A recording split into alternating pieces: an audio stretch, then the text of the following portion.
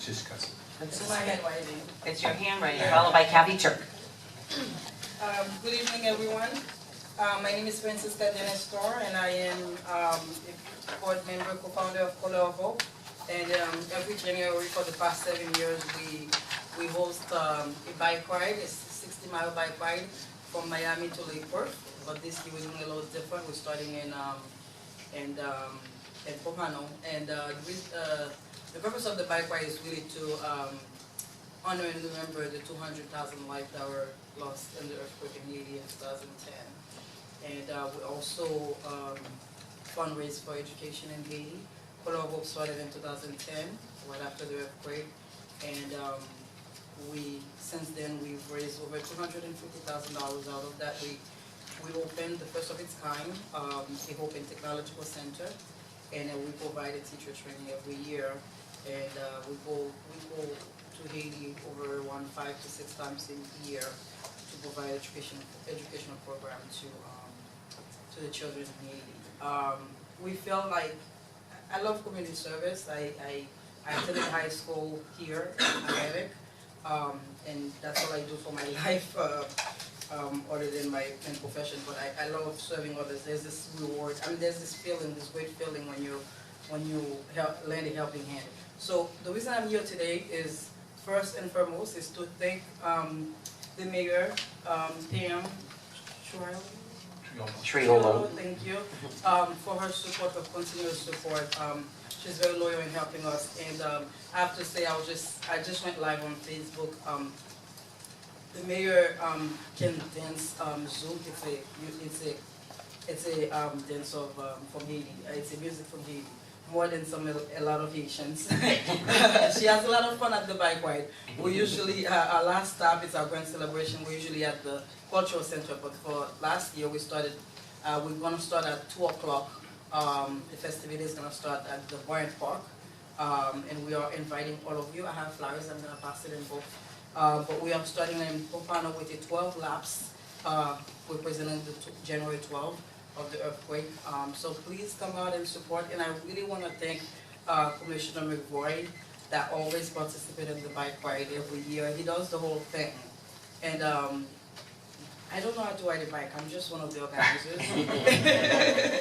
And so I'll have to learn on the other. But anyway, thank you so much for your support, and thank you so much, the commissioners. Thank you very much. We really appreciate you all. We're looking forward to it. Thank you. Kathy Turk. Actually, it's this Saturday. Yes. It's this Saturday, January 14th. Kathy Turk, followed by Brian Kirsch.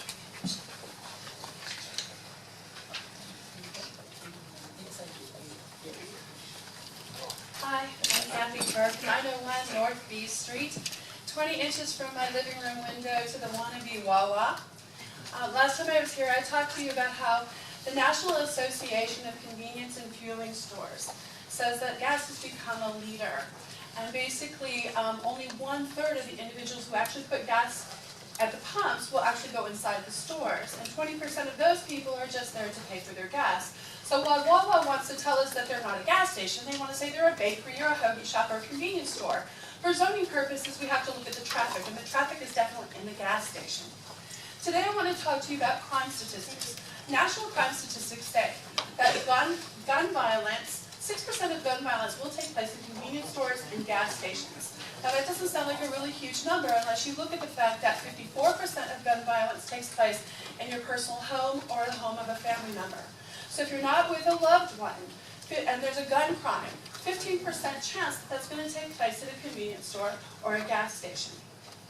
Now another interesting statistic that I found came from the Justice Bureau, and that is that 2/3 of the individuals who commit crimes at convenience stores and gas stations are under the age of 25, they're generally high, and they're looking for cash to buy drugs. Now that happens to describe all the panhandlers on 10th Avenue. It also describes our sober home rejects and our opiate addicts.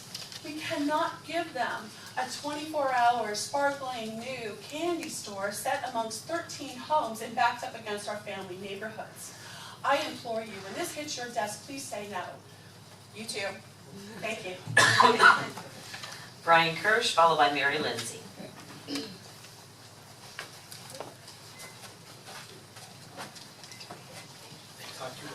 Berg.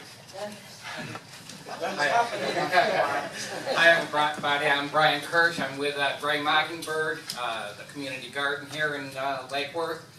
I want to invite everybody out on Sunday, January 22nd. It's the Pancake Plus Breakfast of Champions breakfast at the Scottish Rite. You know, every month the Scottish Rite does a $5 all-you-can-eat breakfast, and they do a heck of a lot for the community as well.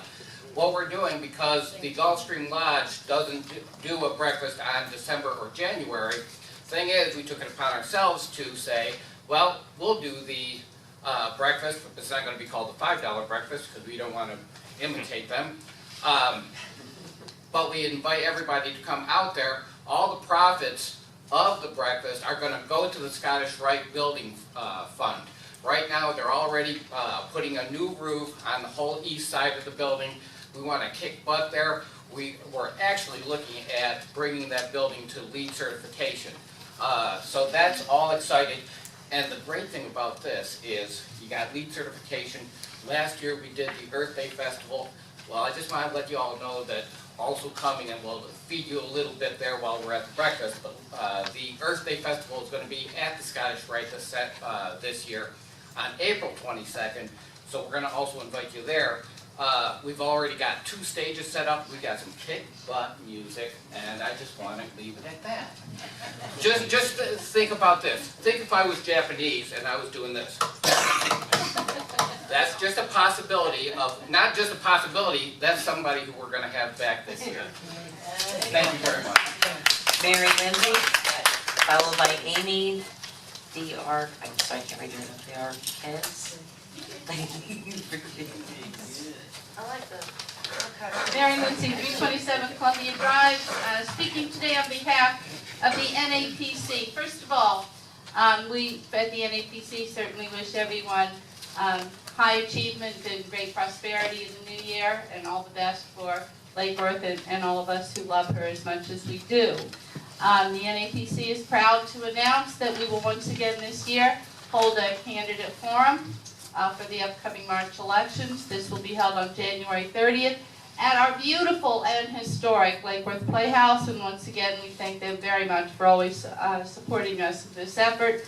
There'll be plenty of promotion. We just like to give a heads up on it. Once again, of course, everyone is invited, and we are hoping for another lively and informative candidate forum to help inform our neighbors before we make those all-important decisions of who will be representing us in the next year. The NAPC is further absolutely honored to represent the city of Lake Worth as the official welcome center at Garlic Fest. The front porch will be out there in all its magnificent splendor. They are giving us primo, placement, because they came, they saw the front porch, they saw what a, really first-class operation it is. And so we're getting really nice placement right there along the main strip, and it will have a huge big sign over the top with the city logo over here, NAPC logo over here, and what do you want to know about Lake Worth? This is the place. The city is going to be providing lots and lots and lots of poster boards and information. We're going to have samples from some of our downtown restaurants. We're trying to focus on some of the new businesses as well. The new flower shop is going to be giving a little promotion there. And so we're really, really looking forward to it. And we hope to be able to use the video that's usually, is my time up? All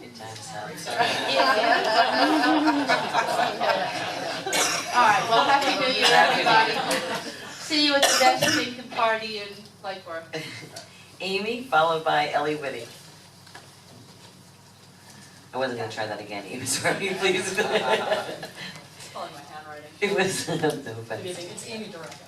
Thank you. No problem. I live at 802 North B Street, so Kathy is my neighbor. I'm here to back her up and basically state my opposition to changing the zoning at the parcel of land on Avenue North in A&B. It's already a very busy corner. I just can't imagine a giant gas station being plunked down in that neighborhood, which is struggling to find its identity. I don't think it would be good for our neighborhood. And in the interest of that, I actually decided to go out and ask my neighbors. So one Saturday morning, I went with my partner. We went door to door, and I met a lot of people that I didn't know them. So if anything, this has actually brought me closer to my neighbors. But what I didn't find was a single person that thought that this was a good idea. I did have one guy tell me he didn't believe in anything and slammed the door. But other than that, it was pretty much, anti-gas station, and that's what I came here to say. Thank you. Thank you. Ellie Betty?